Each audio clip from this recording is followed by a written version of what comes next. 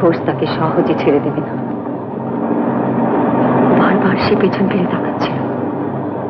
আমারও কেন জানি না মনে হলো কি একটা ভয়ঙ্কর কিছু ঘটতে চলেছে। তারপর অনেক ঘোরাঘুরি করে আমরা যখন আলিপুর ব্রিজের কাছে এলাম, তখন হঠাৎ পেছনের গাড়িটা আমাদের সামনে এসে পথ আগলে দাঁড়ালো। ওরা আমাদের ঘিরে দাঁড়ালো। ওরা ওই ব্যাগটাকে কেড়ে নেবার জন্যে আমি আমি বাঁচাও বলে চেঁচিয়ে উঠতে গেলাম, কিন্তু গলাতে আমার আওয়াজ বেরোলো না। প্রদীপ ব্যাগটা নিয়ে পালাতে গেল। ওরা ওরা প্রদীপকে পেছন থেকে মাথায়, কি রক্ত, কি রক্ত!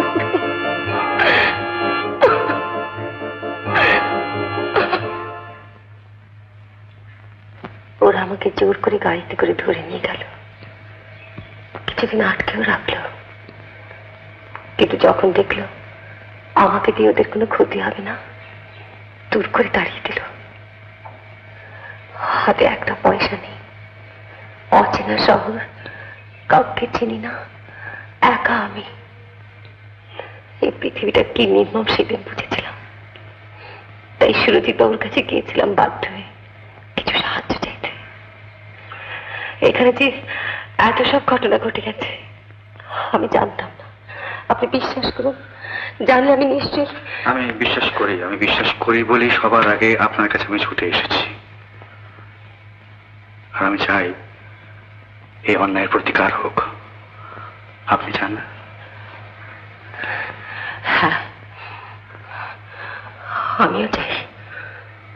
আমি ওদের সবাইকে চিনি কলকাতায়। এরকম যে একটা কিছু ঘটবে আমি জানতাম। বারবার আপনাদের বললাম, আপনারা আমাকে বিশ্বাস করতে পারলেন না। গরজ করে আবার কোর্ট থেকে ছাড়িয়ে আনলেন। এখন কোর্টে দাঁড়িয়ে একটা থামো থামো, আমার একটু ভাবতে দাও। ভেবে আর কি হবে, যা হবার তা তো। সুরজিৎ,